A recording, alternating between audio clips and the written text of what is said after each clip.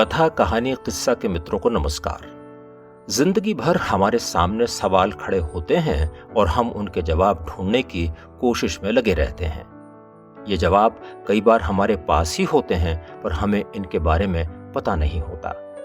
आज प्रस्तुत है प्रसिद्ध रूसी कथाकार लियो टॉलस्टॉय की रूसी कहानी त्रिवोप्रोसा की हिंदी प्रस्तुति 3 सवाल।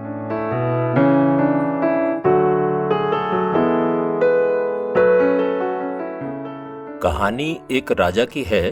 बैठे बैठाए राजा के दिमाग में एक दिन कुछ ख्याल पैदा हुए। उसने सोचा कि कितना अच्छा होता अगर उसे हमेशा इस बात का ज्ञान रहता कि किसी काम को शुरू करने का सबसे सही समय कौन सा होगा। वो इस बात पर भी विचार कर रहा था कि उसे कैसे पता चलेगा कि किन लोगों को अपने मन की बात बतानी चाहिए और किन लोगों से बचना चाहिए। वो ये भी सोच रहा था कि अगर उसे हमेशा इस बात का पता रहे कि कौन सा काम करना सबसे महत्वपूर्ण है तो वो कभी असफल होगा ही नहीं। जैसे ही उसके मन में इस तरह के सवाल पैदा हुए, उसने इस संबंध में अपने पूरे राज्य में घोषणा करवा दी कि जो भी इन बातों के सही जवाब देगा उसे राजा की तरफ से शानदार इनाम दिया जाएगा। बस केवल यही बताना था कि किसी काम को शुरू करने का सबसे सही समय कौन सा होगा, सबसे जरूरी लोग और करने के लिए सबसे महत्वपूर्ण काम कौन से होंगे। कई विद्वान राजा के दरबार में आए, लेकिन सब राजा के सवालों के अलग अलग जवाब दे रहे थे और राजा उनके जवाब से संतुष्ट भी नहीं हो रहा था। पहले सवाल के जवाब में कुछ विद्वानों का कहना था कि किसी भी कार्य को करने का सही समय क्या हो, इसके लिए एक काम किया जाना चाहिए। एक योजना पहले ही बना लेनी चाहिए। किसी भी काम को संपन्न करने के लिए समय सारणी बनाई जाए और उसमें दिन, महीने और साल का उल्लेख स्पष्ट रूप से करना चाहिए। इस सारणी का सख्ती से पालन करना होगा। कुछ लोगों ने इस विचार का विरोध करते हुए कहा कि किसी भी काम को करने के लिए अग्रिम योजना नहीं बनाई जा सकती। इसका मतलब ये भी नहीं है कि आदमी आलसी ही बन जाए और चुपचाप बैठा रहे। उनका कहना था कि किसी भी आदमी को अपने चारों तरफ चल रहे क्रियाकलापों का पूरा ध्यान रखना चाहिए और फिर निर्णय लेना चाहिए कि उसे क्या करना है। कुछ लोगों का कहना था कि ऐसा करना भी संभव नहीं है। उनका मानना था कि राजा स्वयं चाहे कितना भी ध्यान क्यों न दे, उसके लिए अकेले किसी कार्य को करने का सही समय क्या होगा, ये निर्णय ले पाना लगभग असंभव है। इसके लिए राजा के पास विद्वान लोगों की एक समिति होनी चाहिए जो सही समय के संबंध में विचार करने के बाद उचित निर्णय से राजा को अवगत करवाए। लेकिन इस बात पर भी एक राय नहीं बन सकी।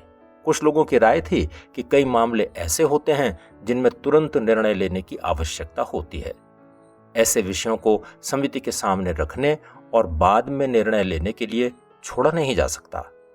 बेहतर तो यही होगा कि पहले से ही भविष्य में आने वाली परिस्थितियों का आकलन कर लिया जाए। अब आगे की घटनाओं की जानकारी तो ज्योतिषी ही बता सकते हैं, इसलिए उनकी राय लेना जरूरी है। इसी तरह दूसरे सवाल के भी कई जवाब लोगों के पास थे। कुछ लोगों का कहना था कि राजा को जिन लोगों की सबसे ज्यादा जरूरत होती है वो उसके दरबारी होते हैं। कुछ ने कहा कि पुजारी, किसी ने कहा कि चिकित्सक और किसी का कहना था कि वीर योद्धाओं की आवश्यकता राजा को सबसे ज्यादा है। तीसरा सवाल यही था कि सबसे महत्वपूर्ण काम क्या है। इसके भी कई जवाब मौजूद थे। कुछ लोगों का कहना था कि दुनिया में सबसे जरूरी विज्ञान है। कुछ मानते थे कि युद्ध की कला सबसे काम की चीज है, जबकि कुछ लोगों ने धार्मिक कर्मकांड को सबसे अहम बताया। क्योंकि हर सवाल के जवाब के रूप में कई विकल्प मौजूद थे, इसलिए राजा ने किसी सुझाव को भी नहीं माना। इसी वजह से किसी को पुरस्कार भी नहीं दिया जा सका। राजा अपने सवालों के जवाब तलाशने की भरपूर कोशिश कर रहा था। उसे पता चला कि एक ऋषि हैं जिन्हें लोग बहुत मानते हैं और वो विद्वान भी हैं। राजा ने निर्णय लिया कि वो उन ऋषि से इस संबंध में बात करेगा। वो ऋषि पास ही एक जंगल में रहते थे और कभी भी उस जंगल से बाहर नहीं आए थे। वो केवल सामान्य और सीधे साधे लोगों से ही मिला करते थे। इसलिए राजा ने साधारण लोगों जैसे ही वस्त्र धारण किए और जंगल की तरफ चला। ऋषि की कुटिया तक पहुंचने से पहले ही उसने अपने घोड़े को भी छोड़ दिया और अपने अंगरक्षकों को भी वहीं ठहरने का आदेश दिया। वो अकेला ही ऋषि की कुटिया पहुंचा। जब राजा ऋषि के पास पहुंचा तो उसने देखा कि वो अपनी कुटिया के सामने कुछ खोद रहे हैं। राजा को देखने के बाद ऋषि ने अभिवादन किया और फिर से खुदाई में जुट गए। वो बहुत कमजोर और दुबले पतले थे। जमीन पर फावड़ा चलाने और मिट्टी निकालने के बाद हर बार उन्हें रुकना पड़ता था। वो गहरी गहरी सांस लेते और फिर काम में जुट जाते। राजा ऋषि के पास पहुंचा और उसने आदरपूर्वक कहा, परम आदरणीय, मैं आपके पास अपने 3 सवालों के जवाब प्राप्त करने आया हूं। मैं ये कैसे जान सकता हूं कि सही समय पर सही बात क्या है? वो कौन से लोग हैं जिनकी मुझे सबसे ज्यादा जरूरत है, इसलिए मुझे किन लोगों पर अपना ध्यान केंद्रित करना चाहिए? मैं ये भी जानना चाहता हूं कि वो कौन से काम हैं जो सबसे महत्व के हैं और जिन पर मुझे सबसे पहले काम करना चाहिए। ऋषि ने राजा की बात सुनी लेकिन कहा कुछ नहीं। उन्होंने अपने हाथों पर फूंक मारी और फावड़ा उठाकर फिर से खुदाई करना शुरू कर दिया। राजा ने कहा, लगता है आप थक गए हैं, लाइए फावड़ा मुझे दे दीजिए, कुछ देर के लिए मैं खुदाई कर देता हूं। ऋषि ने धन्यवाद देते हुए फावड़ा राजा को दे दिया और चुपचाप वहीं जमीन में बैठ गए। राजा ने कुछ देर खुदाई करने के बाद अपने सवाल फिर से दोहराए। ऋषि ने फिर कोई जवाब नहीं दिया। वो खड़े हुए, उन्होंने अंगड़ाई ली और राजा की तरफ हाथ बढ़ाते हुए बोले, अब तुम कुछ देर के लिए आराम करो, मैं खुदाई करता हूं। लेकिन राजा ने ऋषि को फावड़ा नहीं दिया और फिर से खुदाई शुरू कर दी। 1 घंटा बीत गया और उसके बाद दूसरा घंटा भी चला गया। शाम होने को आई, सूरज पश्चिम में डूबने लगा।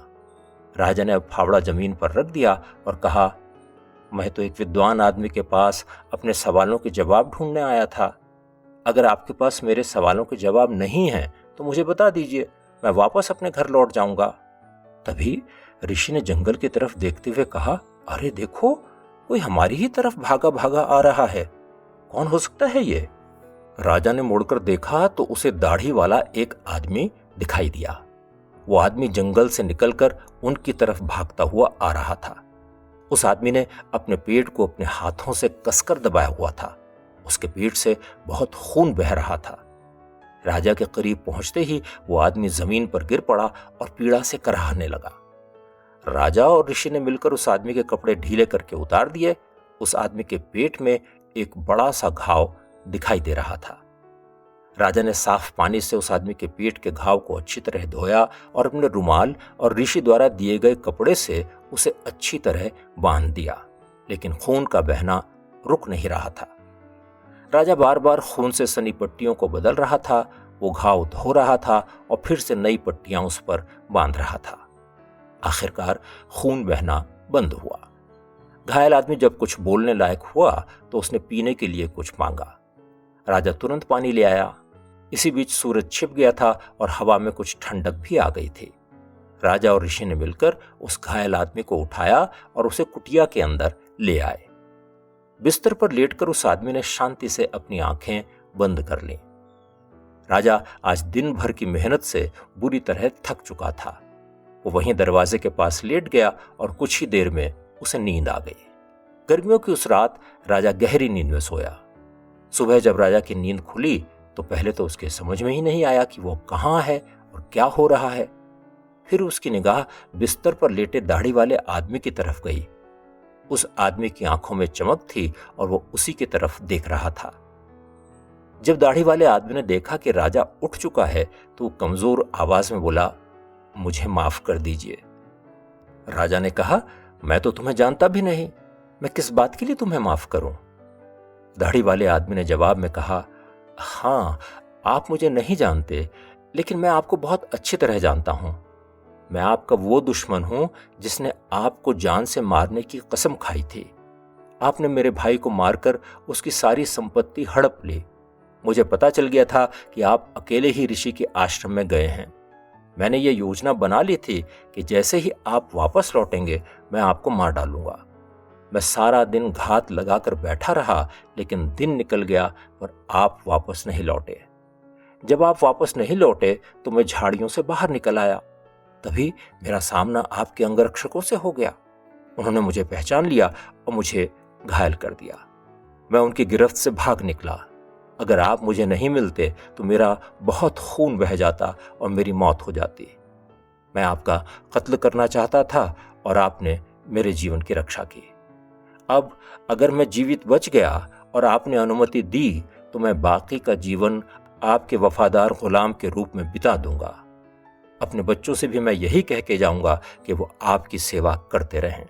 मुझे क्षमा कर दें महाराज। राजा ये सोचकर बहुत ही प्रसन्न हुआ कि उसका दुश्मन इतनी आसानी से उसका दोस्त बन गया।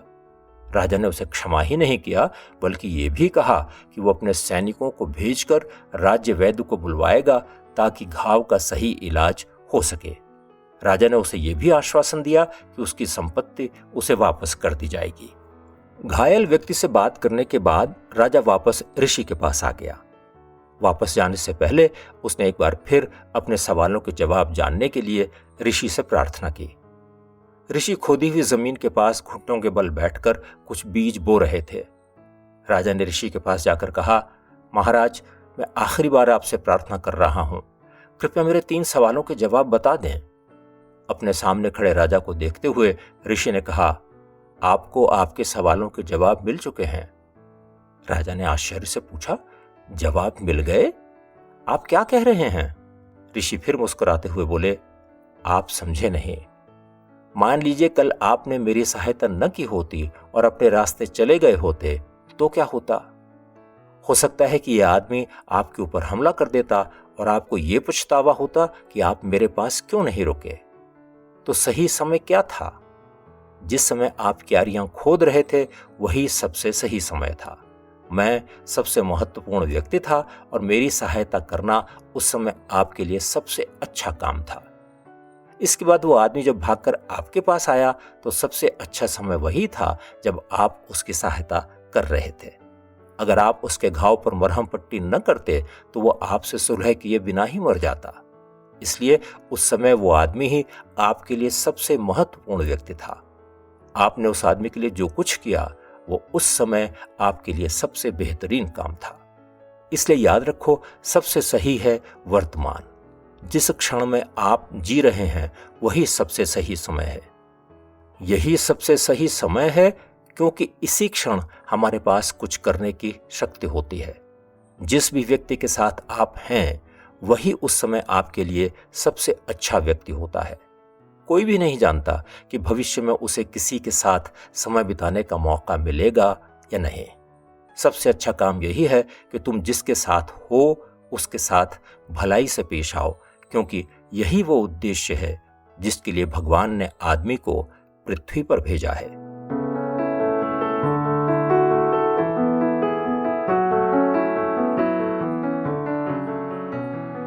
तीन सवाल।